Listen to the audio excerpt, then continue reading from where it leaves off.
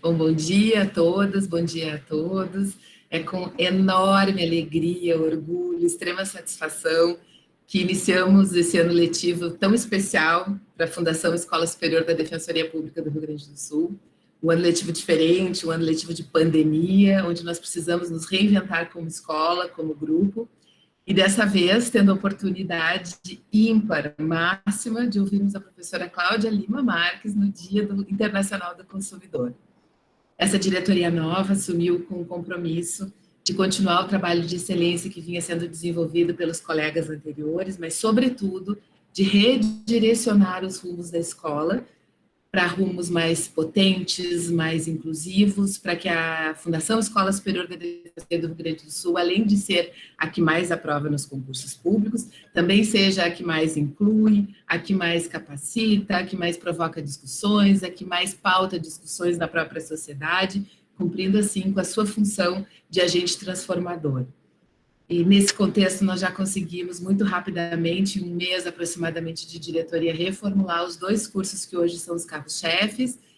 Então é nesse contexto de transformações onde o primeiro ato da escola foi justamente abrir um edital para seleção de futuros bolsistas, e dentre os mais de 100 inscritos, 17 foram aprovados, foram selecionados, e exclusivamente pessoas integrantes de grupos em situação de vulnerabilidade, de acordo com as 100 regras de Brasília, e desses 17 que hoje compartilham esse momento especial conosco, 16 são mulheres.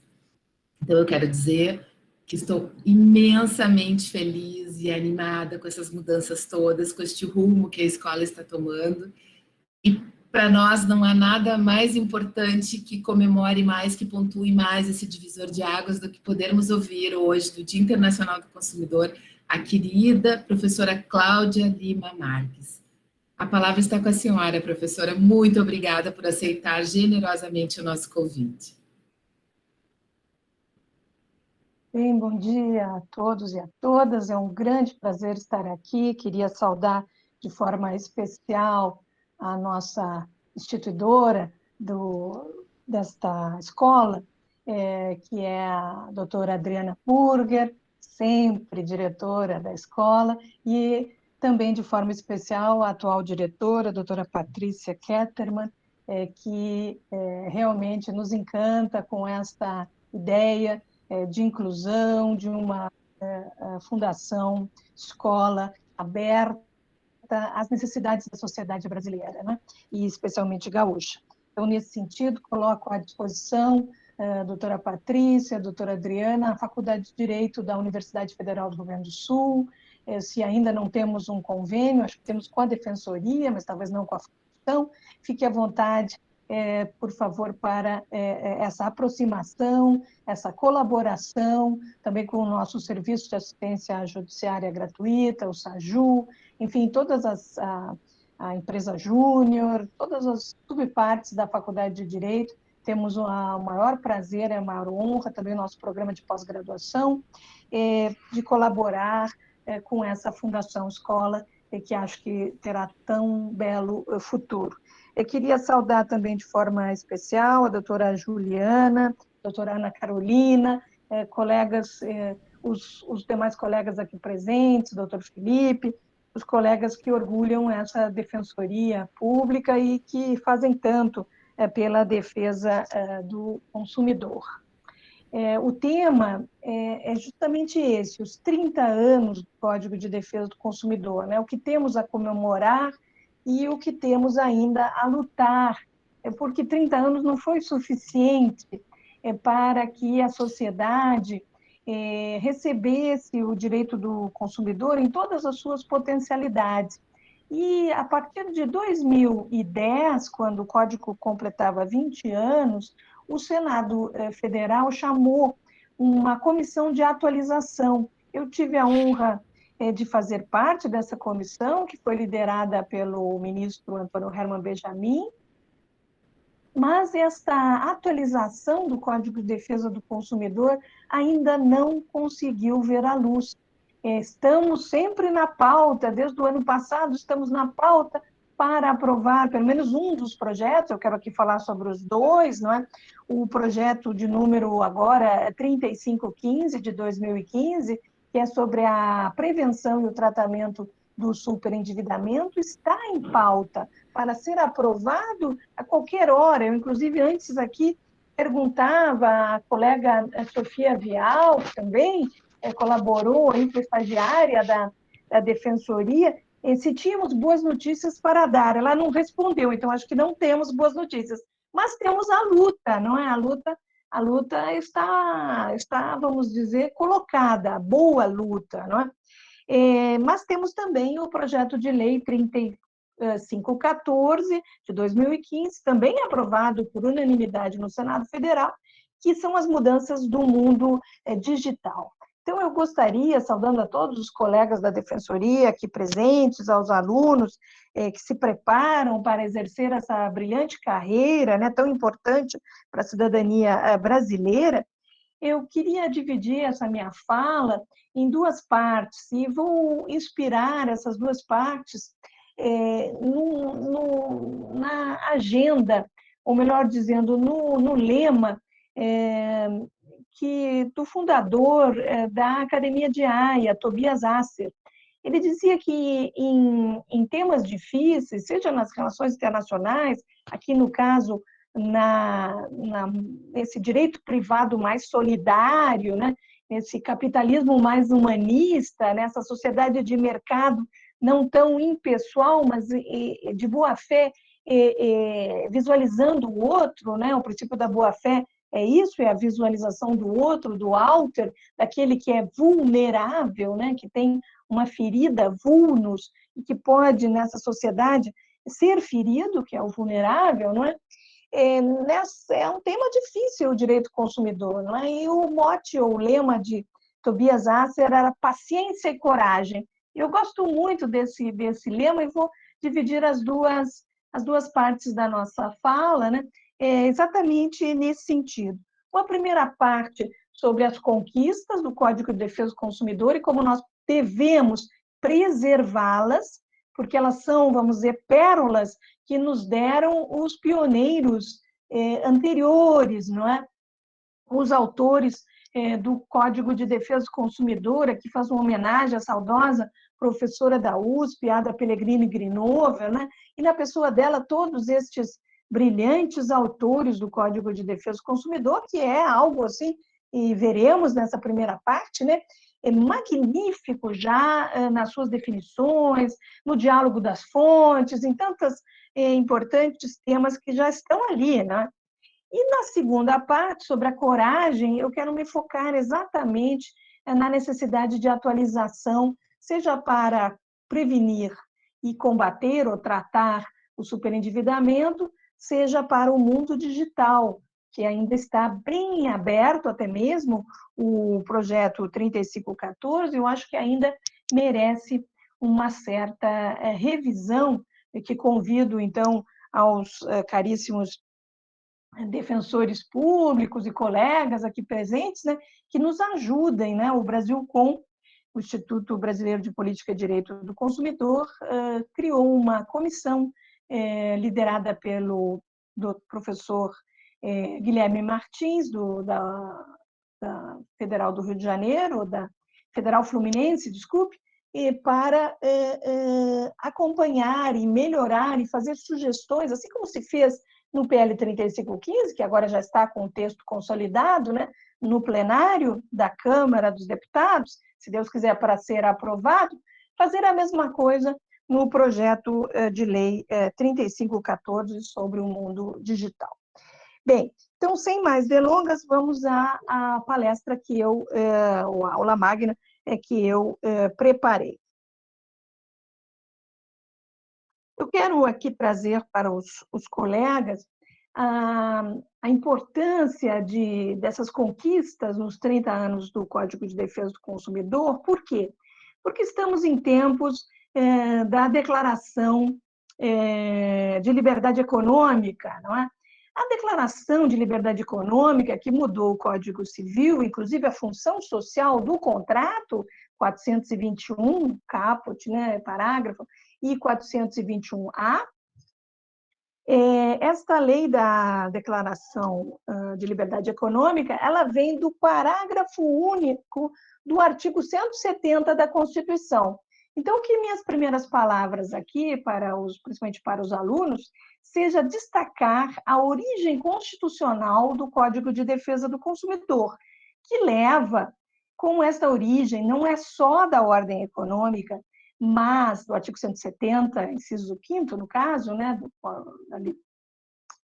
do Código da Defesa do Consumidor, mas também do artigo 5º, inciso 32, então, a origem da proteção do consumidor, do mandamento, né, do Gebot, como dizem os alemães, né, do imperativo de defesa do consumidor no Brasil, vem da lista de direitos fundamentais individuais e coletivos do artigo 5º, ela é cláusula pétrea, né? Artigo 5º, inciso 32. O Estado, isto é, o Estado juiz, o Estado legislador, o Estado executivo, né? Defensoria Pública, o Estado agência, a GERGS, né? Promoverá, na forma da lei, a defesa do consumidor. Então, veja, esse mandamento, esse imperativo, ele é cláusula pétrea. Daí vem um outro princípio também bastante importante de direito constitucional, que é o princípio do não retrocesso. Então, no momento que nós visualizamos nessa primeira parte as conquistas, sejam elas legislativas, sejam elas do diálogo entre essas fontes, não é? Diálogos, né? Duas lógicas se aplicando ao mesmo caso, né? A lógica, por exemplo, do Estatuto do Idoso, do Estatuto da Criança e do Adolescente, e a lógica do Código de Defesa do Consumidor. Então, diálogos, essa conversa entre lógicas ou leis, não é, de proteção, seja de grupos, proteção transversal, como é a lei de proteção de dados, né, o Marco Civil da Internet, que é uma lei transversal, e o Código de Defesa do Consumidor, e o Código Civil também, que tem regras de prescrição, por exemplo, que são mais longas do que as regras, e, portanto, melhores, né, para cláusulas abusivas, por exemplo, do que o Código de Defesa do Consumidor, não é, que tem poucas regras de prescrição e decadência, mas o máximo são 5 anos, e no Código Civil são 10 anos. Então, esse diálogo entre essas fontes, ele pode ter sido consolidado na jurisprudência também. E no momento que há um retrocesso, nós temos que invocar a lei de introdução às normas de direito brasileiro. Eu não sei se lembram que em 2018 e 2019 houve uma modificação da lei de introdução, que geralmente só tratava de direito privado, de processo civil, de direito nacional privado, né? Ela incluiu o artigo 20 e 21. E eu tenho feito estudos sobre esse artigo, muito criticada essa lei de introdução, esses novos artigos, que era uma espécie assim, de mordaça para o judiciário. Mas eu quero aqui chamar a atenção dos colegas defensores que ela tem um artigo, o artigo 21, muito útil em caso de modificação de interpretação judicial contra o consumidor. Porque aí nós temos que pedir ao magistrado que justifique, que mostre as alternativas, ou então aquela modificação, aquele retrocesso, pode realmente estar fadado à revisão, inclusive judicial, dos tribunais ou superiores ou do Tribunal de Justiça. Então, nós temos que começar a utilizar essa lógica e a origem constitucional do Código de Defesa do Consumidor para proteger as conquistas, para evitar os retrocessos em direitos fundamentais, que é uma luta constitucional, é mais difícil, né? Mas também retrocessos de interpretação, de consolidação, e uma luta mais fácil, porque a lei de introdução às normas de direito brasileiro, o artigo 20 e 21, foram regulados por um decreto do governo Bolsonaro, bem detalhadinho sobre a proporcionalidade, sobre a razoabilidade, sobre a adequação da mudança, e tudo assim no sentido, vamos dizer, liberal, mas acabou consolidando as conquistas. Então, realmente, estamos num momento para utilizar a lei, né? Na forma da lei, ali do artigo 5º, inciso 32, hoje nos protege mais, às vezes, do que na forma da jurisprudência, né? Bem, então vamos ao que eu destaquei aqui. Eu destaquei 3 conquistas importantes do Código de Defesa do Consumidor, que hoje estão nesse arcabouço, né, de proteção. E por que esse arcabouço de proteção? Eu esqueci de mencionar o artigo 48 dos atos de disposições constitucionais transitórias, né? Então, não é só direito fundamental, artigo 5º, inciso 32 da Constituição, não é só ordem constitucional econômica, do artigo 175º, mas é também um mandamento de legislação especial. Isso não é de se menosprezar, porque o artigo 48 dos atos de disposições constitucionais transitórias, ele foi bem claro, mandando fazer, em 120 dias, bom, isso não foi cumprido, mas tudo bem, né? Um Código de Defesa do Consumidor. Então, veja, não mandou fazer o Código Civil, não mandou fazer a tal da lei de declaração de liberdade econômica. Não, mandou fazer um código, quer dizer, um todo construído, um microsistema de defesa. Olha que bonito, não é um código sobre as microempresas, não é um código neutro, é um código de defesa, um código tuitivo, como dizem os argentinos, é um código de proteção, de defesa do consumidor, do sujeito de direitos. Aqui também um mandamento constitucional muito importante. Não é código de proteção do pequeno fornecedor, não é como a França, a partir de 2016, que eles mudaram as definições de consumidor e fornecedor para incluir um terceiro gênero, que eles chamaram o não profissional. Isto é, o profissional, pessoa jurídica, que lá eles definem consumidor só como pessoa física, que age fora da sua especialidade. Não. No Brasil, o centro da defesa do consumidor é o consumidor, o sujeito de direitos identificado constitucionalmente como a proteger. Então, essa origem é muito importante e com ela eu começo o primeiro ponto que eu destacaria, que são as definições de consumidor e fornecedor do Código de Defesa do Consumidor. Isso é uma grande conquista. As definições de consumidor são 3, 4, na verdade.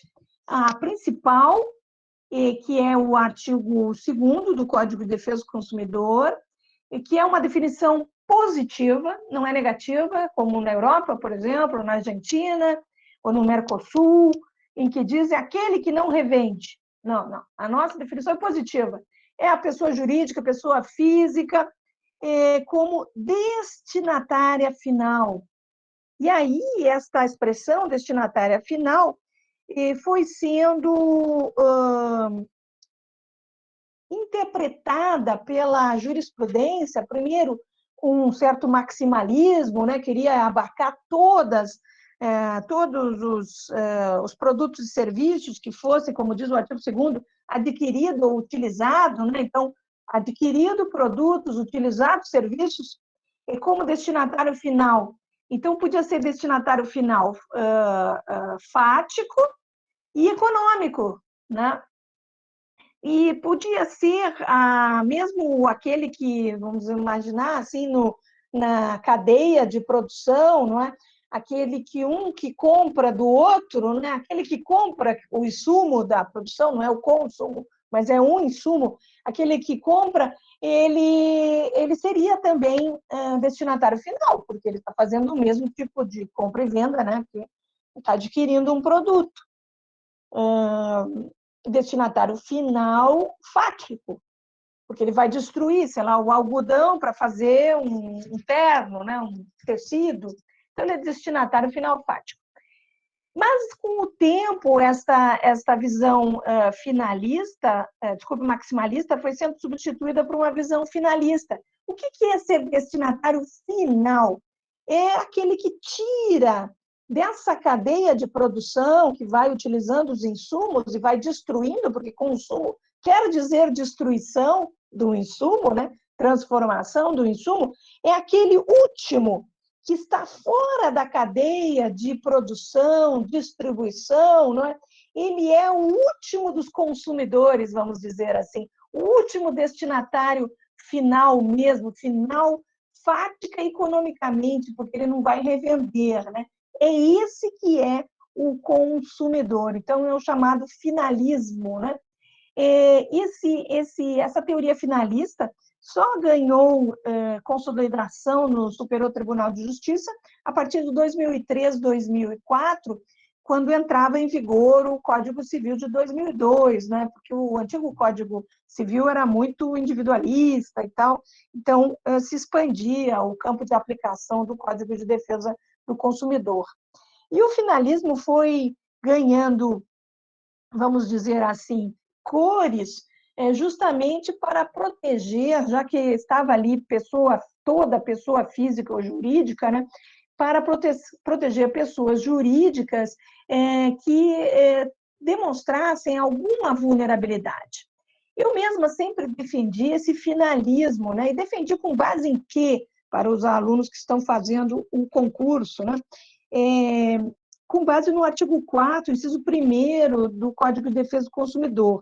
O artigo 4º é o artigo mais importante do Código de Defesa do Consumidor, mais citado também, porque ele é uma norma narrativa, ele narra vamos dizer, as finalidades do Código, né? Então, quais são as finalidades do Código? O atendimento às necessidades dos consumidores, o respeito à sua dignidade, saúde, segurança, proteção de seus interesses econômicos, a melhoria da sua qualidade de vida, bem como a transparência e a harmonia das relações de consumo, atendido os seguintes princípios, olha que bonito, princípios, né? Que hoje são mais fortes do que normas. E o primeiro princípio é o princípio da vulnerabilidade, inciso 1º, que é o reconhecimento da vulnerabilidade do consumidor no mercado de consumo. Veja, fora do mercado de consumo, ele é um civil, ou ele é um trabalhador, ele é um empreendedor, né? Pode ir até a falência, vamos dizer. Quando ele for à falência e não for mais empreendedor, que é o problema do superendividamento, né? Nós temos agora 14,4% da população desocupada, nós temos 15 milhões, eu tenho esses dados, desculpe, 13,9 milhões de pessoas desalentadas, que já são desocupados, que nem procuram mais emprego, né? Nós temos 21 milhões de pessoas, desculpe, ao total, nós temos 13,9,25 milhões de desalentados e nós temos 16,6 milhões com redução de renda. Então, vejam, esses eram empreendedores, ou tinham um emprego, né? E aí, quando eles saem dessa posição civil, relações civis que são, então, pode ser até de família, né? Estava casado, perdeu o emprego, se divorciou, também é muito comum. Na pandemia, nós temos um aumento de 26,7% ou 4%, eu não me lembro, de divórcios e separações na pandemia. Não só pelo isolamento social, mas também por esses problemas, né? Então, ele era um empreendedor, um trabalhador, um civil, né? Ele saiu dessa relação, o que ele é hoje? Consumidor. Então, veja, consumidor somos todos nós, de produtos e serviços a todo tempo, de serviços essenciais, água, luz, os defensores são tão importantes para manter esses serviços essenciais. Agora, durante a pandemia, inclusive a internet é serviço essencial, né, daquele decreto presidencial, gás, enfim, esses são os consumidores. E o consumidor, para comer, para se vestir, também são serviços e produtos essenciais, né? A sobrevivência, o chamado mínimo existencial, vem também da Constituição, né? E tem tudo a ver com o superendividamento, porque o superendividamento é a incapacidade do consumidor de boa-fé, frente à totalidade das suas dívidas, vencidas e a vencer, de manter esse mínimo existencial. E aqui faço uma homenagem à doutora Adriana Burger, né, que permitiu, e a todos os defensores do Estado do Rio Grande do Sul, que permitiu à Universidade Federal do Rio Grande do Sul, o Observatório do Crédito e Superendividamento, fazer a sua primeira pesquisa empírica em 100 casos, em 5 comarcas da capital e 4 do interior, sobre o perfil do superendividamento. E esse perfil, aquela primeira pesquisa, hoje, depois de mais de 10 anos, né, ela foi reproduzida em 5 anos de uma conciliação em bloco, que hoje está no PL 3515, né, mas o perfil não mudou, o perfil continua de uma pessoa, 98%, que ganha de 1 a 3 salários mínimos, exatamente o perfil da defensoria, dos atendidos da defensoria. E por quê? Porque quem ganha mais, 1,2%, nessa pesquisa agora empírica, né, de 5 anos, longitudinal, quem ganha mais de 10 salários mínimos consegue renegociar, porque tem dinheiro para renegociar com os bancos, consolida num crédito consignado novo, né? Quem fica realmente nesse problema do superendividamento, no prejuízo, são os idosos, são os mais vulneráveis da sociedade e os que ganham menos, porque eles prejudicam vamos dizer, a comida 3 vezes por dia, né? A compra de roupa, a moradia, a locação não é considerada relação de consumo, mas aqui vai entrar no superendividamento, né? É essencial realmente ter um teto, ainda mais hoje na pandemia, né? E neste mundo, o perfil continua o mesmo do superendividamento, daquela belíssima pesquisa de 2004, então já faz mais de 10 anos, né?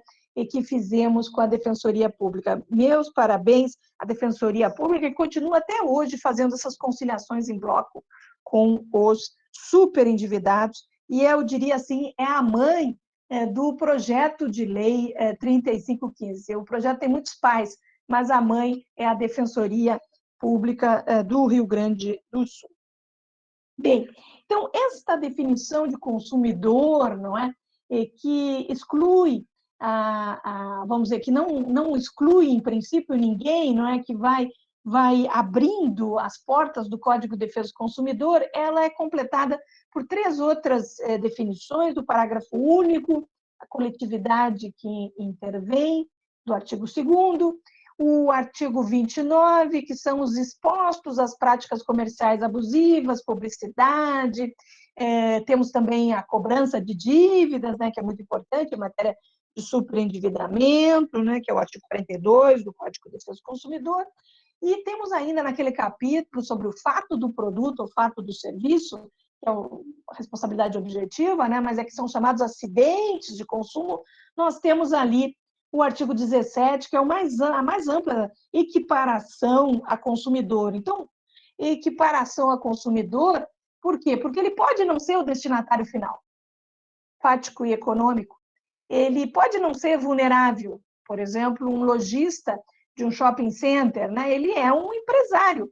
Mas vai que o shopping center, como no caso do shopping center Osasco, que eu tive vamos dizer, a chance de participar, não é? Exploda. E ainda exploda à noite.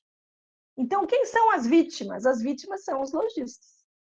Até hoje não se sabe por que explodiu, se foi por um fato do serviço ou do produto, isto é, o serviço seria o gás colocado na tubulação, que tinha mudado há 2 semanas, o tipo de gás, né, a mistura do gás, talvez foi impossível, ele explodiu, ou o produto mesmo, né, que é a construção do shopping center, construíram as tubulações muito próximas de fontes e aqueles restaurantes, né, de fontes de fogo, e acabou explodindo todo o shopping center. Foi um grande acidente de consumo, né?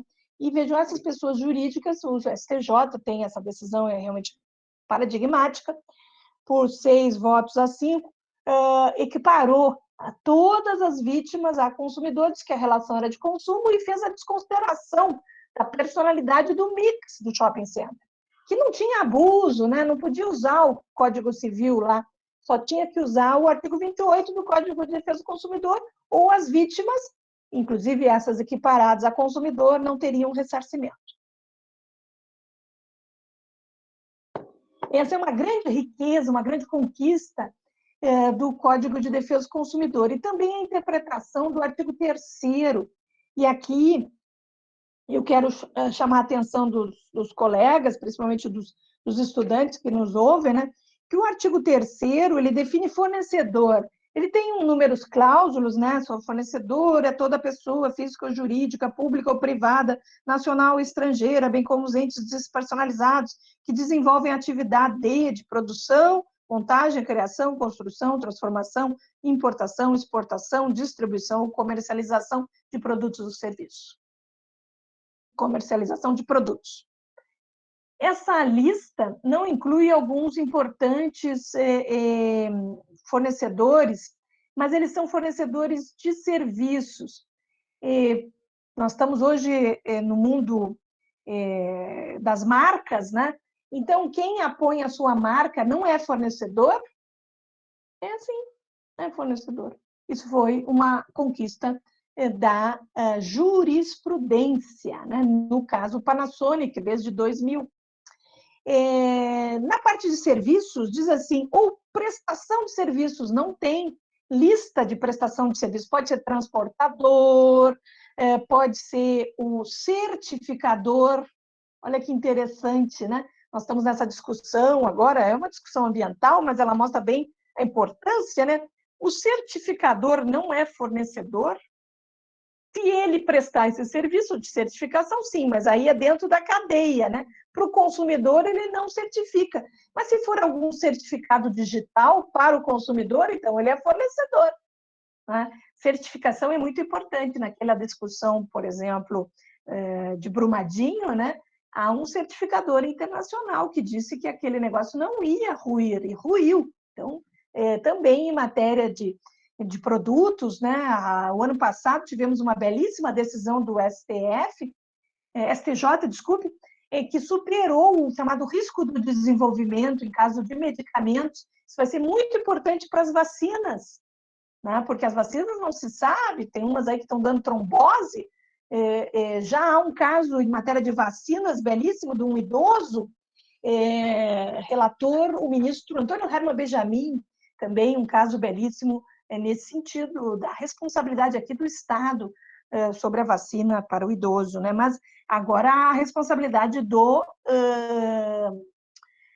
eles têm que fazer, fizeram, né, uma lei, está aí para ser promulgada foi aprovada, não tenho certeza, mas tem uma lei das vacinas, né, para tirar a responsabilidade do fornecedor. Então, esse artigo é enorme, e ainda nos parágrafos, o parágrafo 2º ficou famoso quando diz que serviço é qualquer atividade fornecida no mercado de consumo mediante remuneração. Então, incluiu todo o mundo digital, a consolidação do que fez o STJ é muito importante. Sobre o mundo digital, eles consideram que tudo é consumo. Até essas mídias sociais, né? Porque elas são usadas para consumo, efetivamente, para oferta de produtos e serviços. Esses influenciadores, eles não são neutros, eles são, como diz o artigo 34, intermediários, eles são pagos, né, remunerados, justamente, para fazer essas publicidades, não é? Então, esse mundo digital entra todo ali na chamada falácia da gratuidade. Não é gratuito, né? E o ponto que eu quero aqui destacar é o que é a definição de gratuito e oneroso, né? Oneroso é quando sai do patrimônio do consumidor dinheiro. E gratuito é quando não sai dinheiro do patrimônio do consumidor. Por exemplo, ele anda de graça no ônibus. Mas o que disse o Código de Defesa do Consumidor? Não usou essas expressões gratuito e remunerado. Ele foi no outro patrimônio, o patrimônio do fornecedor. Ele disse assim, mediante remuneração. O que é remuneração direta? É quando o consumidor paga o fornecedor. E o que é remuneração indireta? É quando a sociedade paga o fornecedor. Ou quando os seus dados, por exemplo, no mundo da internet, pagam o fornecedor. A remuneração indireta pode ser da sociedade ou do preço público, né? Pagando aquele idoso andando de graça, ou aquele soldado militar, brigadiano, né? Andando de graça, mas o preço é para tudo isso, já está pago, já está remunerado, vamos dizer, é que há um plus no patrimônio do fornecedor. Não é a gratuidade, que é o menos no consumidor, né, que não tem, mas é que o patrimônio dele aumentou. Esse parágrafo 2º, na parte final, ainda tem a DIN dos bancos, a DI 2591, no Supremo Tribunal Federal, que ia considerar inconstitucional, né, o final desse artigo 3º, parágrafo 2º, que diz, inclusive, os serviços, né, de natureza bancária, financeira, de crédito e securitária, salvo as decorrentes de relações de caráter trabalhista. Nem menciona emprego, né? Os consumidores venceram a DIN dos bancos e, com isto, forçaram a atualização do Código de Defesa do Consumidor, que é o nosso grande tema. Mas eu queria ainda, para os estudantes, destacar duas teorias que estão no Código de Defesa do Consumidor e que são muito importantes, mas aqui não há tempo de dar toda a evolução da jurisprudência sobre elas, né? A primeira teoria é a nova teoria contratual, da boa-fé, dos artigos 25 e seguintes, né, incluindo esse artigo 29. Mas lista de cláusulas abusivas, uma boa-fé muito mais qualificada, uma confiança do consumidor, não é? Mas o importante, incluindo os intermediários, artigo 34, que eu já mencionei, incluindo a publicidade, artigo 30, que eu não mencionei ainda, que é um dos artigos mais importantes do Código de Defesa do Consumidor, é o artigo 30, né? Toda informação, publicidade suficientemente precisa e vincula, quer dizer, está dentro do contrato e integra o contrato. Vincula aquele que declarou, né, que fez a oferta a público indeterminado, como diz o Código Civil, né? Proposta a público indeterminado, a pessoa indeterminada, né? O Código de Defesa do Consumidor só usa a figura oferta, né? Do 429 do Código Civil, parágrafo único. Por quê? Porque toda a publicidade já é a pessoa indeterminada, mesmo que seja um e-mail, não se sabe quem é que vai ler o e-mail. Será que é só aquele que recebeu o e-mail? Publicidade, então, muito mais. E há uma lei estadual que o Supremo Tribunal Federal, no ano passado, considerou constitucional. Eu quero chamar a atenção aqui, inclusive, talvez a Defensoria Pública pudesse sugerir ao Parlamento Gaúcho que fizesse uma lei parecida, essa agora foi considerada constitucional, que obriga as empresas de telecomunicação, que fazem muitas ofertas, né? Hoje, telecomunicação também é TV, né? Está tudo misturado, telecomunicação, TV, internet, é o mundo esse da comunicação do futuro, né? Integrado, simbiótico, como eu afirmo com o professor Bruno Mirage, né? Eles ficaram obrigados a reproduzir para os clientes antigos, porque o que fazem? A gente paga um monte, né, a gente tem um plano antigo, né? A gente paga, sei lá, R$ 400 para ter a TV a cabo, internet, telefone, não sei o que lá, todos os combos aqueles, né? E aí eles fazem umas ofertas para novos clientes que são muito melhores do que as ofertas que a gente tem, né? E essa lei estadual diz, não, a oferta para o novo tem que ser oferecida para o antigo, para realmente haver concorrência, porque senão o que esse está se fazendo é quase um dumping, né?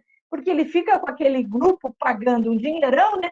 E oferece para os novos para pagar bem pouquinho para acabar com a concorrência no mercado, né? Então, essa lei estadual foi mantida pelo Supremo Tribunal Federal, inclusive pelo princípio da isonomia, e é muito importante que seja, vamos dizer, utilizada por todos.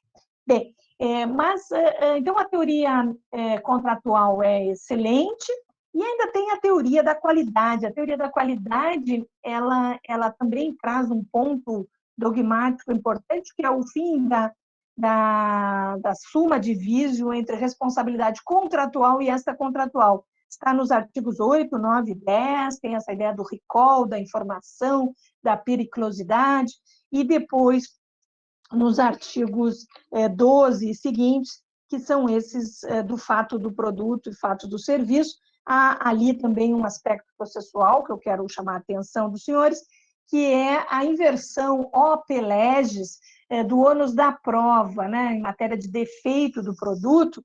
É o fornecedor que tem que comprovar que o defeito inexiste. Também muito bonito o Código de Defesa do Consumidor nesses pontos. E essa conquista toda nós temos que manter. Mas manter está cada vez mais difícil. Nós vemos agora nas leis de emergência, né, o regime jurídico de emergência, o 14.010, a lei 14.010, talvez a melhor redação, né, mas ela diminui o direito do consumidor. E não só naquele artigo que restringe o delivery, né, o delivery, eu acho que é o 8, mas agora não estou achando aqui as minhas anotações.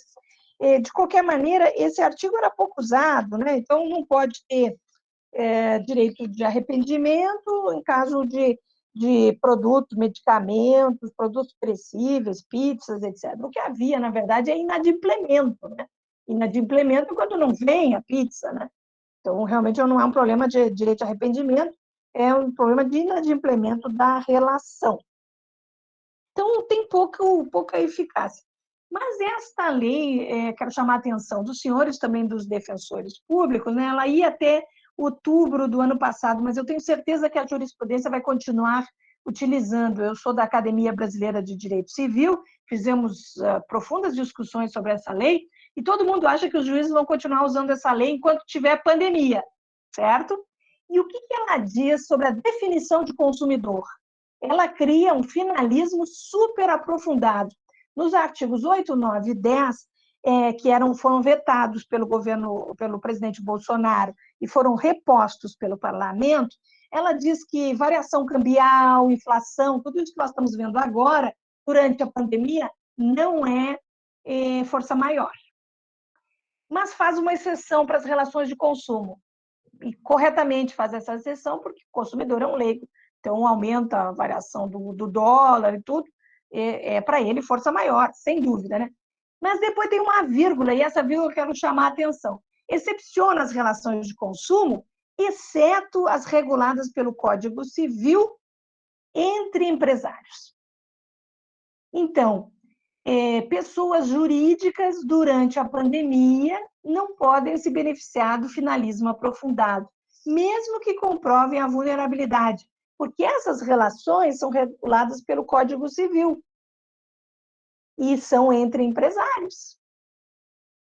São empresariais, né? Já que o nosso Código Civil é unitário. Bem, e as outras leis, aquela medida provisória 925, que era da aviação civil, que atualmente é a lei 14.045, e a medida provisória 948, que é a lei 14.046, de 2020, essas duas leis, elas não só engessam, né, nos vouchers, nos 12 meses para a pessoa receber o reembolso, né, ou fazer a remarcação, elas foram depois, estão sendo prorrogadas, essas duas outras leis estão sendo prorrogadas. Mas elas também modificam legislação perene, e nesse sentido são negativas para o direito do consumidor. Então, nesse sentido, de diminuição do campo de aplicação de um novo finalismo super aprofundado, que dificulta as pessoas jurídicas a serem destinatários finais reconhecidos pelo consumidor ou equiparados a consumidor, não é? Essa é uma tendência que parece mundial mesmo, né? Nós não temos que ter só paciência com essas leis, né? Nós temos que ter coragem de pedir a aprovação da atualização do Código de Defesa do Consumidor. e com isso eu inicio a fase final dessa minha aula, né? Já está longa demais, eu peço desculpas, estou me animando aqui nas coisas e falando. Qual é vamos dizer, o mote dessa atualização? São dois motes. Começou com o superendividamento, por isso eu vou falar primeiro sobre esse PL 3515. Mas quando o eminente ministro Antônio Herman Benjamin montou a comissão de atualização, nós observamos que o mundo digital, que começa no Brasil em 1995, né, na WWW, a plataforma essa que é a plataforma de consumo, né, ele já estava muito desenvolvido. E a Europa, em 2000, já tinha a sua primeira diretiva sobre o comércio eletrônico.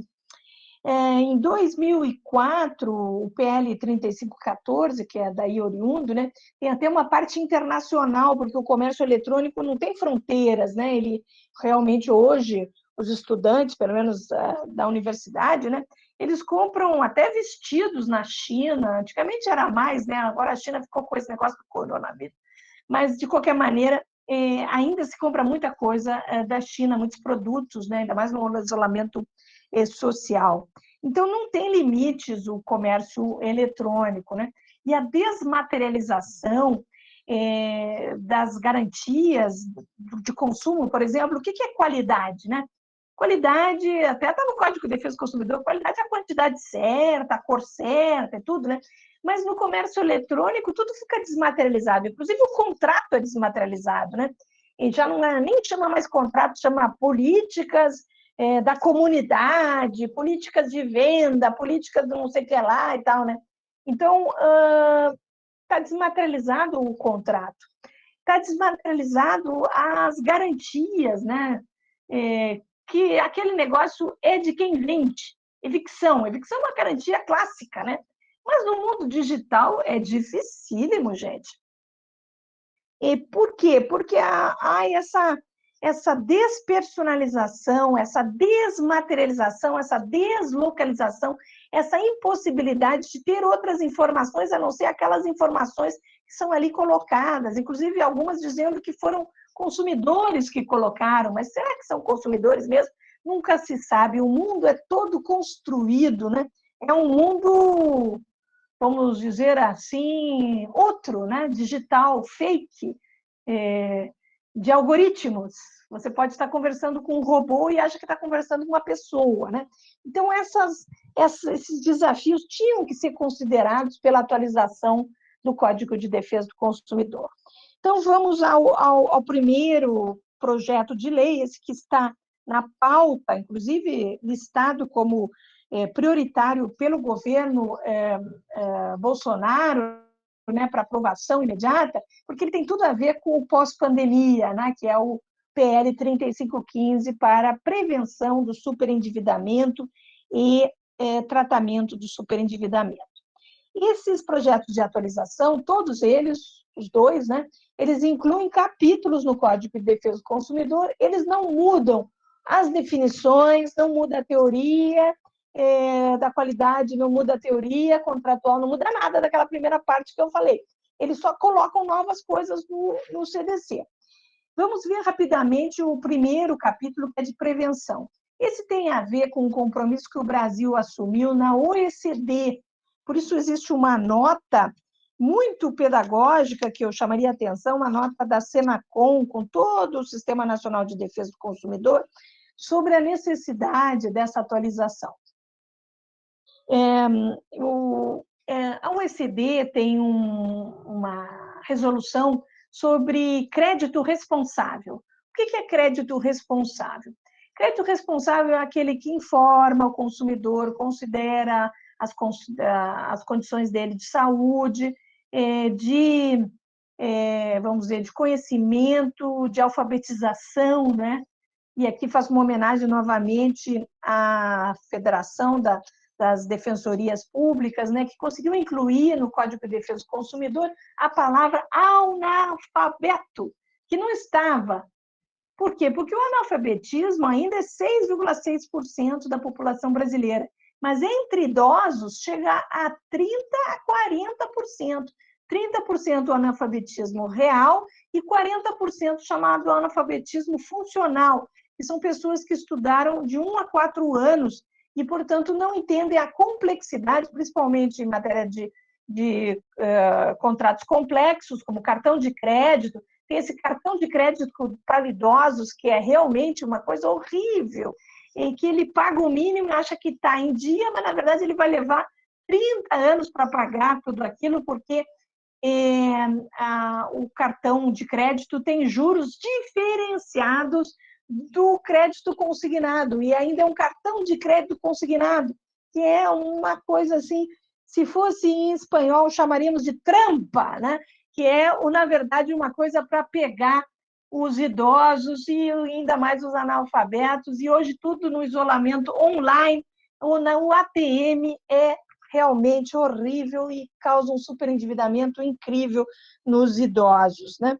Então, vejam, esse capítulo é muito importante, fixa a conexão entre o contrato principal de consumo e o contrato acessório de crédito, traz controles da publicidade do crédito, sem juro, taxa zero, só se for verdade, né? E aí a vista tem que ser diferente, né? Enfim, e se isso tudo vai ficar na versão que vai ser aprovada, se Deus quiser, essa semana, na próxima, vamos ser positivos aqui nesse momento tão importante, no Dia Internacional do Consumidor, na Câmara de Deputados e volta para o Parlamento. Por que volta? Volta porque quando foi em 2015 aprovado, era 30% o máximo de desconto. Depois colocou 5% desses cartões de crédito, aí que tem outros juros, né? E agora saiu uma lei, essa sim foi aprovada, né, que aumenta durante a pandemia para 40% os descontos. Mas há ali já no PL 3515 uma cláusula dizendo que só durante a pandemia pode aumentar esse valor de 30% mais 5%, né? Que aí fica 40%.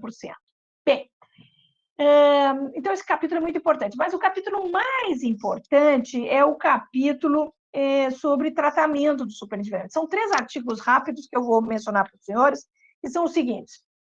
O primeiro consolida essa conciliação em bloco que nasceu no judiciário, depois daquela pesquisa, ou junto com a pesquisa que fizemos com a doutora Adriana Burger, né, e os colegas da Defensoria, 2 magistradas que estavam fazendo o mestrado delas na URGS, hoje doutora, né, Clarissa Costa de Lima e a doutora Karen Bertoncello, 2 professoras, hoje faço uma homenagem a essas 2 brilhantes juristas gaúchas, né?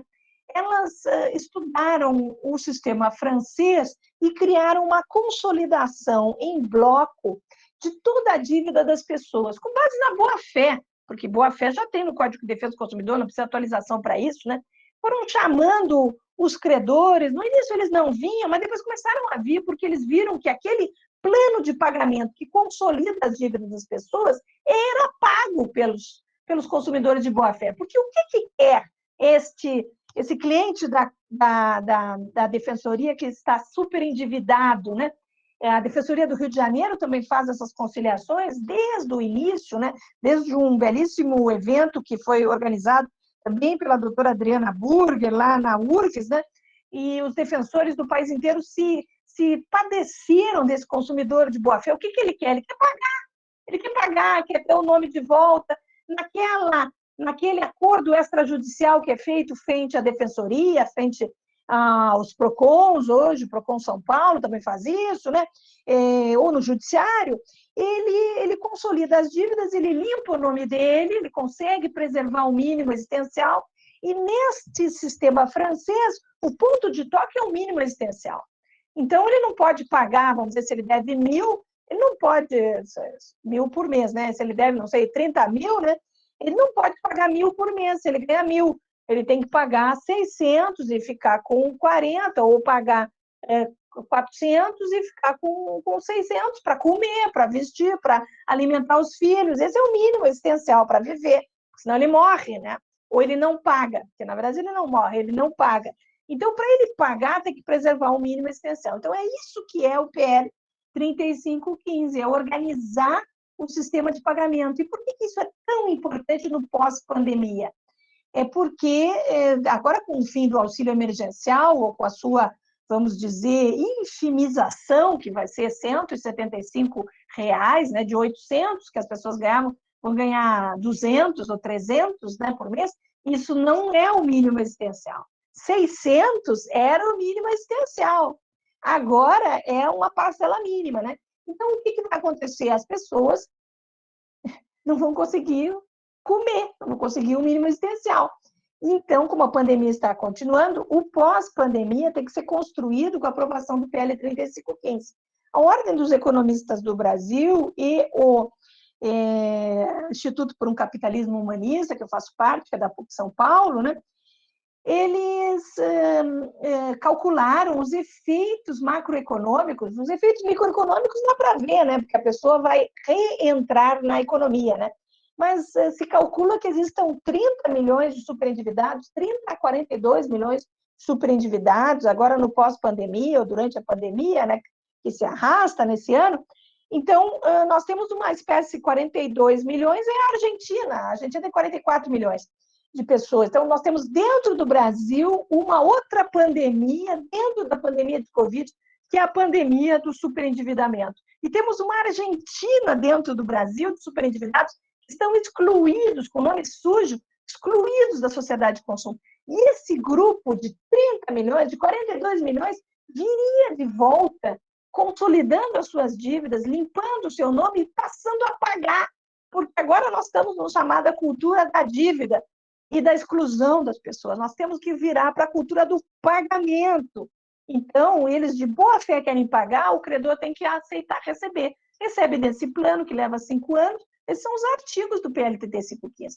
Tem um artigo que introduz isso, tem outro artigo que abre para o Sistema Nacional de Defesa do Consumidor, inclusive a Defensoria Pública, e tem outro artigo porque realmente alguns não veem, né?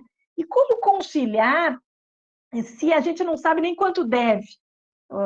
O PL 3515 agora manda incluir um resumo para a pessoa saber quanto deve, quantas prestações são, né? Qual é a taxa geral essa, né? A TEC, mas hoje as pessoas não têm nem cópia do contrato, né? Depois do PL vão ter. E o PL é para o futuro, não é para o passado, né? Então vai ter muita gente que não sabe quanto deve, mesmo calcular os juros, capitalização praticamente é diária, né? Não sei, mensal, semanal, tudo pode hoje em dia em matéria de contratos bancários, né? Então, tem que ter um juiz do superendividamento que vá calcular esse plano de pagamento, caso a pessoa voluntariamente não participe, né, da conciliação extrajudicial.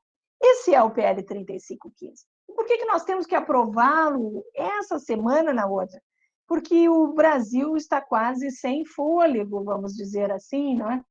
Em matéria econômica. A crise é muito grande, eu já dei alguns dados, não quero aqui assustar os senhores com mais dados sobre isso, mas os endividados são 66,6% das famílias, dos domicílios, não é das pessoas, é muito mais em matéria de pessoas. Bem, e qual é o último projeto de lei que está ali? Porque que também temos coragem de começar a pensar nele, que é sobre o mundo digital. O isolamento social aumentou muito a utilização do mundo digital. Nós temos, e eu saúdo, a aprovação da Lei Geral de Proteção de Dados, temos agora uma agência, mas a todo momento tem esses vazamentos aí de milhões de dados, né? Coisa horrível. Então, o PL 3514, ele fala sobre a autodeterminação, fala sobre essa espécie de recall de dados, que também é muito importante, que tem que ter, não é? Sobre o diálogo entre essas fontes, já com o Marco Civil da Internet, né? Já temos esse diálogo. O nosso artigo 7º, também tão bonito, o artigo 7º do Código de Defesa do Consumidor, que é do diálogo das fontes, foi copiado no artigo 60 ou 61, não me lembro, da Lei Geral de Proteção de Dados, mas o mundo digital é muito mais complexo do que isso. Então, nós precisamos chamadas perenizações, né, dos próprios contratos, ou os contratos digitais, eles podem mudar diariamente, você nunca sabe sobre qual norma. Agora mudou o WhatsApp, por exemplo, mudou toda a regra de privacidade deles. E o que você pode fazer? É só aceitar, clique. Ou então você está morto, acaba o teu WhatsApp total, né? Então, o que as pessoas fazem? Clique, aceita, né? Então, nós precisamos de uma proteção do mundo digital. Mas eu quero terminar aqui esta palestra mencionando outro problema dogmático, não só esses conhecidos, né? Já temos vários projetos de leis importantes, inclusive o PL 35, que está anexado a um desses projetos da OAB, tinha que ser desindexado e colocado no plenário. Esse projeto, ele assusta tanto, vamos dizer, ou então ele foi bem redigido, eu não sei, né? Que ele não recebeu nenhuma emenda, e nós temos que sugerir emendas. Por quê? Porque em 2015 não tinha o consumo compartilhado, e não tinha a chamada economia das plataformas. Aqui eu quero perder um minuto com os senhores sobre a economia das plataformas. Vamos imaginar que o mundo digital, vamos dizer, as grandes linhas do direito do consumidor são a boa-fé, a liberdade de escolha, né? Então, liberdade, igualdade na escolha, né? Mas no mundo digital é um todo construído outro. Eu vou fazer a figura de linguagem dessa xícara que é minha, certo? Essa xícara, ela é uma construção humana, e o mundo digital é uma construção humana. Agora, os negócios jurídicos dentro do mundo digital são construções humanas. Então, tem alguém que construiu, sei lá, o Mercado Livre, por exemplo, certo? É uma plataforma, é um algoritmo. Ele construiu assim.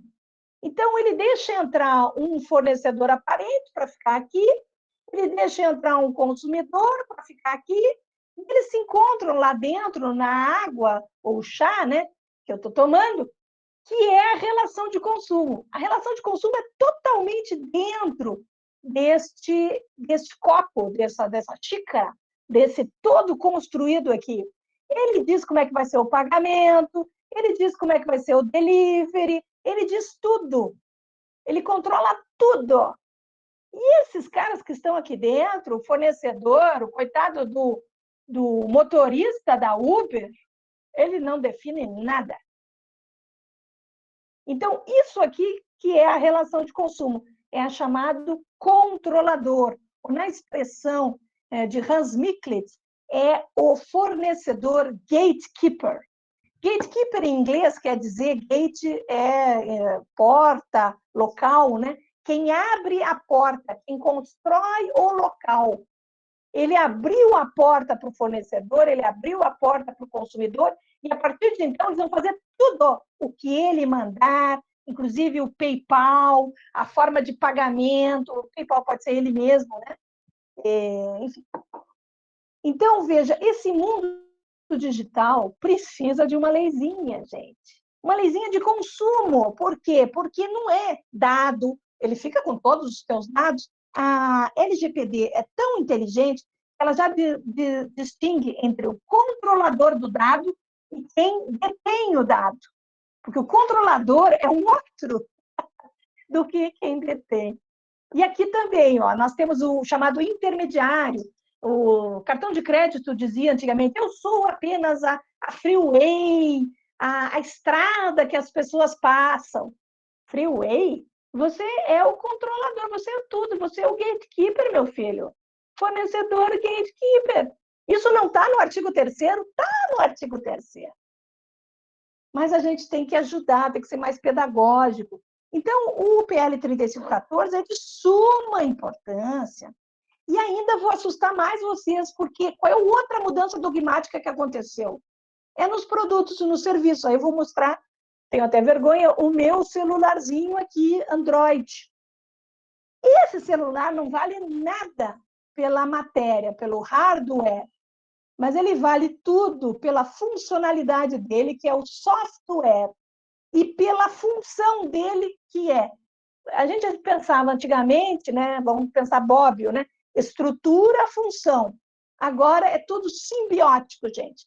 Não vale pela estrutura, hardware, não vale pela função, que é até prestado por um outro cara, que é o serviço, né? Uma nuvem, uma outra pessoa. Então, ele só vale se tudo estiver simbiótico. A gente está estudando muito os produtos inteligentes. Ele não precisa ser inteligente. A inteligência não está nele. A inteligência está fora, gente. Está na nuvem, está no controlador.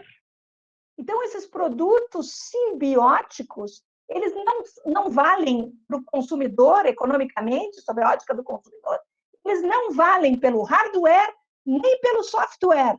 Eles valem pela função conjunta do hardware e do software. Então, vamos imaginar assim, o Brasil vai ter o 5G, vai ter uma internet das coisas, né? Ai, vai ser inteligente a minha geladeira, a televisão de vocês agora já é inteligente, é smart, tá? Mas aí você tem que pagar eu tenho que pagar o Disney Plus para os meus guri, tenho que pagar não sei o quê para ter na minha inteligência. E se a televisão me filmar? E se filmar os meus filhos? Então, veja, não tá. É um defeito na Mas o defeito como? Como é que a gente vai pegar isso com o Código de Defesa do Consumidor? Esses novos produtos simbióticos? A geladeira vai saber tudo que eu consumo agora, quando ela for inteligente. A minha porta vai saber quantas pessoas passaram na minha porta.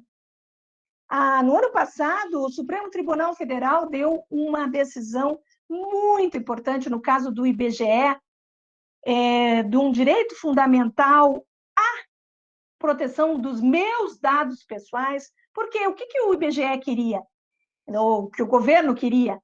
Por causa da pandemia, ele queria saber todos os CPFs e todas as localizações de todas as pessoas no Brasil. E o Supremo disse não. Mas vai ser umas páginas amarelas digital. Não. Não existe página amarela no mundo digital. No mundo digital só tem controle.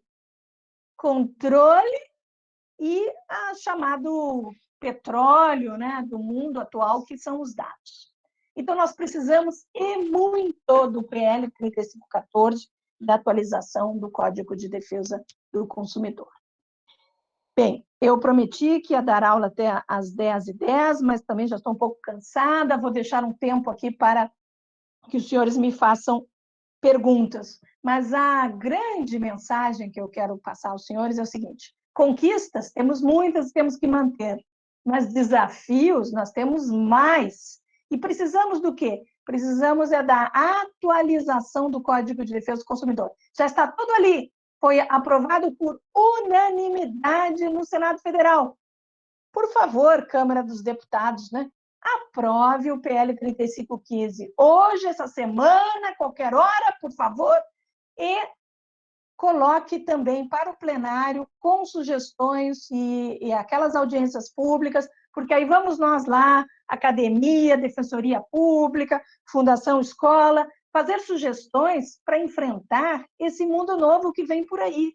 Os senhores não pensem que ele não vem, ele já está entre nós. Nós precisamos enfrentar os produtos e serviços simbióticos, as plataformas, chamada economia das plataformas, precisamos de transparência. Nós temos o problema dos algoritmos, da inteligência artificial, dos robôs, nós temos tantos problemas e, principalmente, precisamos que as pessoas sobrevivam. Então, os superendividados têm que poder pagar as suas dívidas e retornar ao mercado de consumo. Eu agradeço muitíssimo a oportunidade de estar aqui e cumprimento a Fundação Escola pelo seu trabalho. Muito obrigada. Muito obrigada, professora, excelente fala, como sempre, altamente provocativa. Eu estou cheia de questões aqui, me prometendo que não vou falar muito para que os alunos possam perguntar também. Mas dentro dessa linha provocativa que a senhora trouxe, professora, se me permite, e a senhora cita a Adriana, que realmente é uma grande pioneira, que realmente teve um trabalho excelente na área do consumidor, da Defensoria, que acabou levando até o PROCON. A Adriana foi chefe geral do PROCON aqui do Rio Grande do Sul por um longo período e muito frutífero. Eu fiquei pensando muito na importância dessa atuação da Defensoria Pública, dessa atuação extrajudicial, impactando nas garantias dos consumidores. quando a senhora fala, seria muito importante a Defensoria Pública articular o projeto de lei junto à Assembleia Legislativa do Rio Grande do Sul, porque a legislação já foi considerada constitucional pelo Supremo Tribunal Federal. Isso me parece que é o grande futuro da instituição. É um somatório, para usar a sua palavra, simbiose entre o que a gente faz no atendimento diário aos consumidores superendividados, que é um atendimento gigantesco, e eu atuei nessa área por 5 anos, e é assustador o nível de superendividamento cada vez maior, e a falta de soluções, por isso esses PLs são fundamentais para o desenvolvimento do país, mas sobretudo para a dignidade das pessoas. Eu fico pensando, assim, e eu gostaria que a senhora pudesse falar um pouco para os nossos futuros colegas, sobre essa importância da atuação da Defensoria Pública na garantia de direitos em âmbito legislativo, do Poder Legislativo, e também do Executivo, no direito do consumidor. Muito obrigada, doutora Patrícia, por essa importante questão.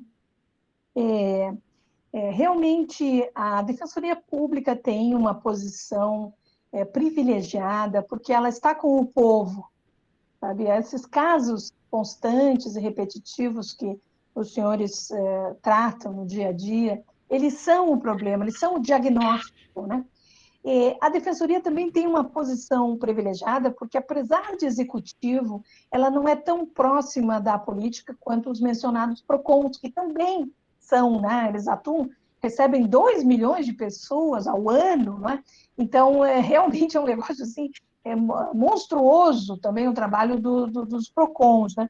Mas, ao contrário dos PROCONs, que são cargos em comissão, né? A Defensoria faz concurso, ela tem a sua linha de atuação, tem a sua vivência. Então, nesse ponto, ela também tem, assim como os PROCONs têm, não é? Mas ela tem a capacidade de atuar sugerindo avanços, seja no legislativo, ou mesmo seja no judiciário. Como faria no judiciário? Né? Através das ações coletivas, que os senhores também têm capacidade de fazer, e principalmente propondo enunciados, vamos dizer, uniformizantes, que ajudariam, né, e evitariam essa enxurrada de ações. Né?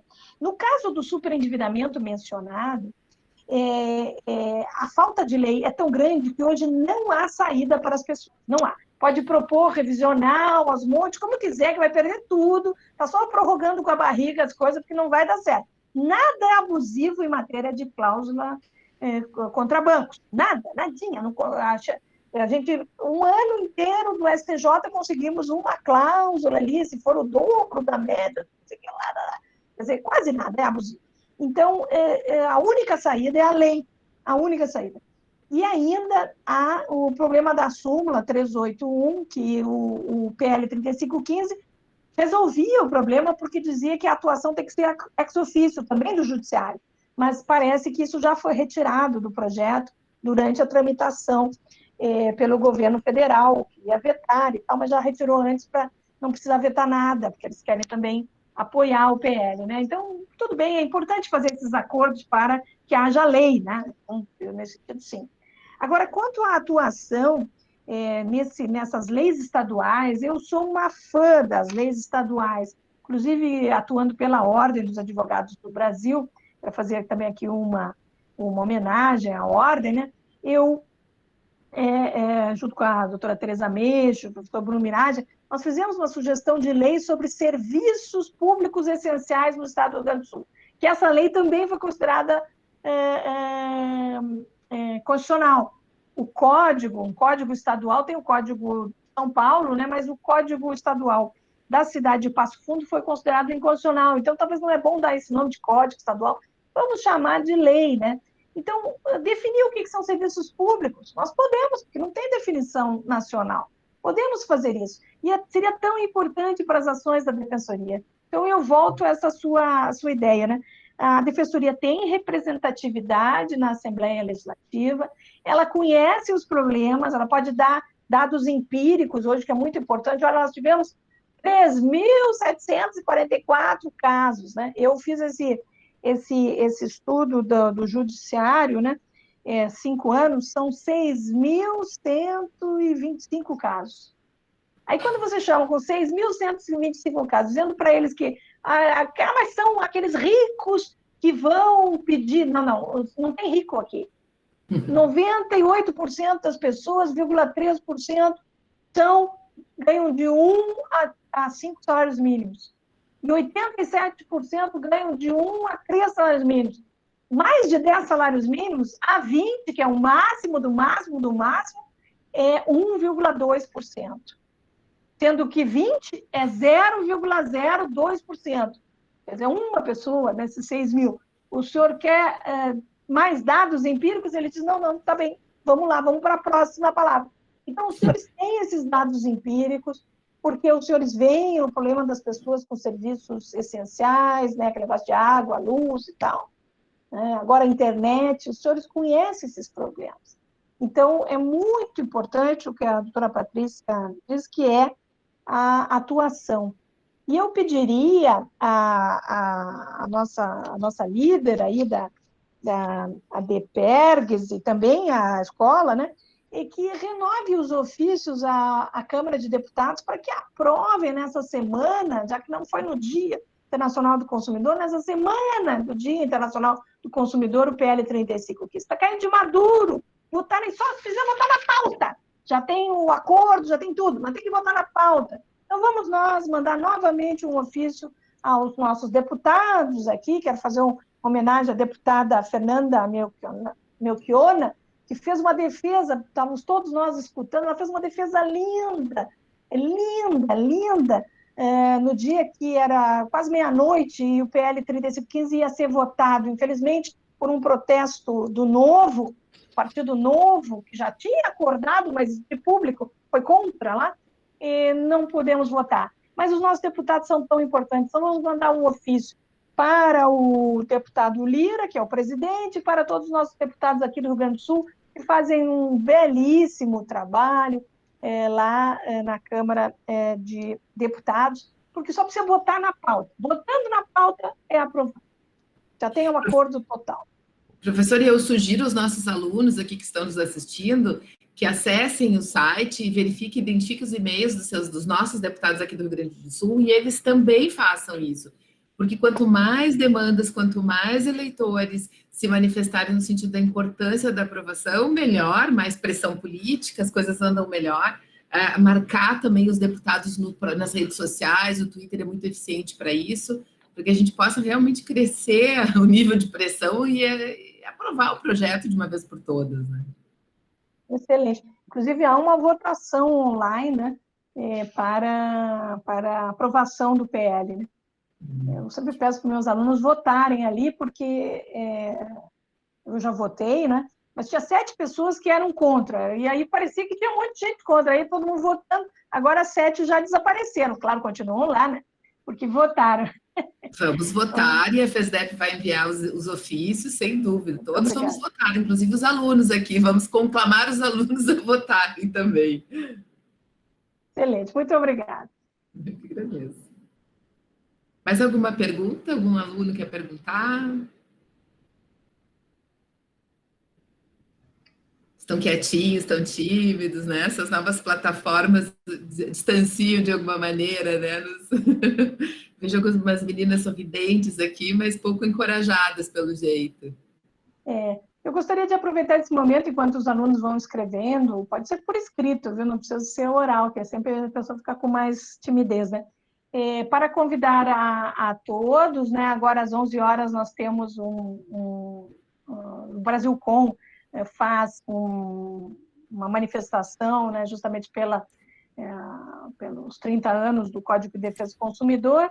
E amanhã, às 12h30, o presidente do Brasilcom, o doutor Fernando Martins, estará na URGS, depois eu posso mandar para a caríssima Liane, né, o e-mail, estará na URGS fazendo também uma fala sobre os 30 anos do CDC. Ele é professor da Federal de Uberlândia, um grande pensador sobre a justiça nos contratos, né, doutor Fernando Rodrigues Martins. O professor Bruno Miragem também estará lá, o professor André Schmidt, a professora Atz, uma colega, professora Andréia, também, tem vários grandes professores estarão amanhã na Universidade Federal do Rio Grande do Sul, eu acho que começa ao 12h30, vai até às 14 horas, naquele horário do almoço. Temos, então, um almoço sobre o Código de Defesa do Consumidor. Excelente, excelente. Olha, professora, uma ótima notícia. O nosso querido colega, o anterior presidente da FESDEP, que fez um trabalho brilhante à frente da nossa fundação, o doutor Alexandre Brandão Rodrigues, que hoje é subdefensor público-geral para assuntos jurídicos, escreve aqui: parabéns pela palestra. Quanto à sugestão de um PL que obriga as empresas a estender para os clientes antigos as promoções dirigidas para os novos clientes, falei agora com o dirigente do Nudeconto, o doutor Rafael Pedro Magnin, que irá estudar a matéria para fins de encaminhar uma sugestão de PL à Comissão Mista Permanente de Defesa do Consumidor da Alergs. Olha, rendendo frutos a sua fala aqui, professora. Parabéns, Alexandre, muito obrigada. Muito obrigada, doutora Alexandre, a quem eu cumprimento de forma especial pelo belo trabalho.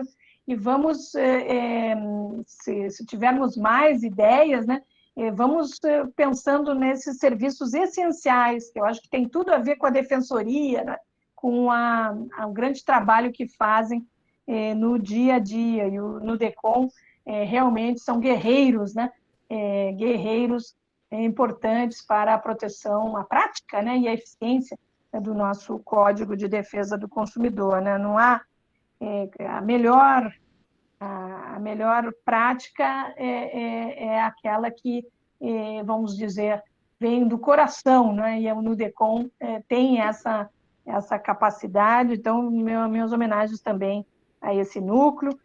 Trabalhei muito com o doutor Felipe, né? Que hoje está também nosso aluno lá na URGS, né? E quero convidar a todos também, aproveitando esse momento, para os nossos cursos de Direito do Consumidor. Quem quiser, sempre tivemos, né, doutora Adriana, uma parceria com o PROCON do Rio Grande do Sul, mas, sem dúvida, podemos também começar uma parceria com a FEDESP, né, no sentido que agora nossos cursos, eles estão online, né, o que também ajuda que possam ter outras parcerias, assim, ajudando a disseminar o direito do consumidor cada vez mais. Procuraremos, professora, certamente, nosso máximo interesse nessa parceria. Acho que esse ano só temos consumidor e meio ambiente, mas talvez em meio ambiente também, não sei se a defensoria tem atuação, acredito que sim também, em alguns casos. Tem, né? sim. Tem sim. Muito Alguma bom. pergunta, então, pessoal? Eu gostaria de fazer uma pergunta. Por favor. Bom dia, professora. É um prazer imenso poder te ouvir. Tanto durante a graduação estudei através dos seus ensinamentos. Para mim é uma satisfação imensa poder te ouvir através da FESDEP, que é uma escola que tem meu coração, e eu agradeço imensamente por essa oportunidade. Professora, é uma questão que ainda está um tanto quanto tormentosa na minha cabeça, é a questão da LGPD e o consumidor. Essa questão dos dados, isso está um pouco tormentoso, assim, eu não sei se a senhora poderia dar uma esclarecida, porque já ouvi na época do SAGE também, o pessoal, da SAGE, aqui da Universidade Católica de Pelotas, a qual me formei, um dos receios das pessoas era a questão dos dados, como é que fica, e eu queria fazer um link em relação ao consumidor. A senhora poderia me dar um alô, claro, uma luz, que eu estou um pouco perdida. Imagina, muito obrigada, doutora Juliane, por essa importante pergunta. Nós todos estamos estudando a riqueza, né, da LGPD, né? Eu tenho participado de discussões, né? Eu, inclusive, estou aqui com o tratado da doutora Laura Chertel Mendes e Danilo Donedo, Tratado de Proteção de Dados. Eu escrevi um artigo sobre o diálogo das fontes, né, entre o Código de Defesa do Consumidor e a LGPD, que não saiu nesse tratado, vai sair na segunda edição, se Deus quiser. Eu não consegui escrever a tempo, né? Mas, de qualquer maneira, esse aspecto eu tenho estudado muito, né? A LGPD, vamos dizer, quanto ao diálogo das fontes, ele parece claro que está ali nos princípios, né, no artigo 7º, no artigo 3º, está no artigo 60, em 64, se não me engano, também. Então, o espírito é o seguinte: a proteção de dados do consumidor, né, dados pessoais do consumidor, deve ser protegida pela lei que melhor ilumine esses direitos fundamentais da pessoa, que é o consumidor, né? Que sejam de privacidade, de imagem, ou mesmo de autodeterminação. O que é autodeterminação? Por isso que o PL 3514 é tão importante. A autodeterminação, que está na LGPD, mas que está também no Código de Defesa do Consumidor, é que o consentimento do consumidor é a vontade máxima, inclusive do que será feito com os dados que ele tem que dar para poder, por exemplo, participar de uma relação de consumo na internet. Tá? Então, quer dizer, ele dá os dados, mas os dados continuam dele, ele é o titular, pela LGPD, ele é o titular, né? E pelo Código de Defesa do Consumidor, esses dados, então, pode haver defeito na prestação, ou que se a sua honra, a sua imagem, os seus dados forem mal utilizados, né? Então, ele continua com uma autodeterminação desses dados que ele deu, mas são dele, né? São a imagem dele, né? Para esse futuro, né? Por que esse diálogo é importante? Porque vamos dizer, a maioria dos dados que estão na internet não são das empresas. Tem dados das empresas, realmente. Mas o que é minerado, o que é valioso, são os dados dos consumidores. Da empresa também são dados importantes, né? Por exemplo, aqueles dados da Petrobras, que deu todo aquele escândalo, né? Isso também é importante, né? Mas os dados verdadeiramente valiosos, no sentido econômico, são os dados de consumo, né? Então, veja, o dado é dele, pela LGPD, e há vamos dizer, uma conexão entre esses dados e a prestação de consumo pelo Código de Defesa do Consumidor, e pode haver defeito ou vício na prestação. Defeito se houver um dano, e aí o problema é que o dano geralmente será moral, né? Então será a sua saúde, segurança, imagem, né? Ou vício, se for apenas dados econômicos. Então, em virtude de um vazamento, ele não consegue um negócio. Então, isso é um dado econômico, né? Mas eu acho que geralmente vai ser defeito do produto, né? Então, o diálogo vai fazer que se utilize, vamos dizer, a visão do Código de Defesa do Consumidor nesse mundo dos dados, né? E a LGPD é o instrumento que assegura ali, controlador, quem foi que captou os dados, que minerou os dados, né? Qual é o grande problema da LGPD? E eu não posso falar só sobre ela, porque realmente acho que valeria um curso, viu, doutora Patrícia, sobre isso. Inclusive, eu sugiro, tem uma aluna de mestrado, está terminando agora, brilhante sobre isso, Marcela Joelsen, né? Ela está fazendo mestrado só sobre uma expressão, que chama legítimo interesse. Porque nesse artigo que diz que o consenso, né, a vontade do consumidor, ou da pessoa, é o máximo, né, tem ali uma exceção para o chamado legítimo interesse do fornecedor no tratamento desses dados.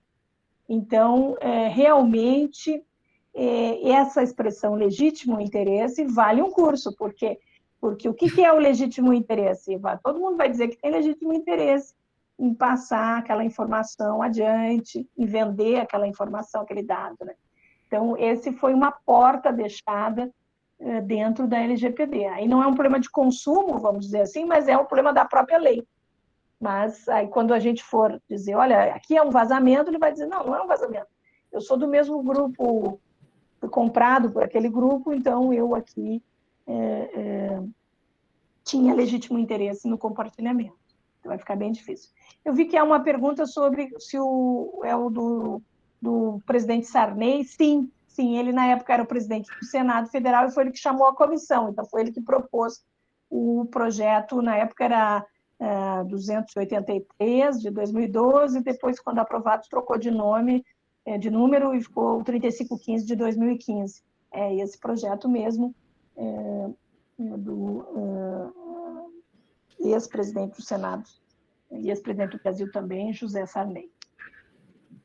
Então, infelizmente, estamos chegando no tempo máximo, né? Porque eu tenho uma outra palestra logo agora, né? Mas sobre o tema da LGPD, muito bem lançado pela doutora Juliane, realmente é interessantíssimo esse diálogo, essa interação entre essas duas leis, e mais o Marco Civil da Internet, que tem outros problemas também está no STF, alguns deles, né?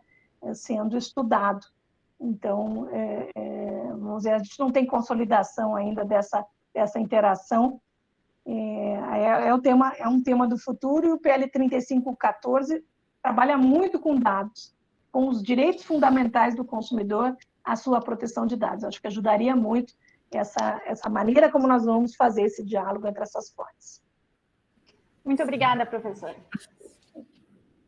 Bom, muito obrigada, professora. Realmente nós gostaríamos de ouvi-la durante o dia inteiro, durante muitos dias, mas a gente entende que, especialmente hoje, a sua agenda está muito cheia, e eu quero lhe agradecer profunda e efusivamente pelo tempo que dispôs a nós, a nossa escola, aos nossos alunos, pelas provocações, e dizer que somos suas fãs, professora, e aqui as portas sempre estarão abertas, conte conosco, e vamos procurá-la em busca dessa parceria assim, que muito interessa a todos nós.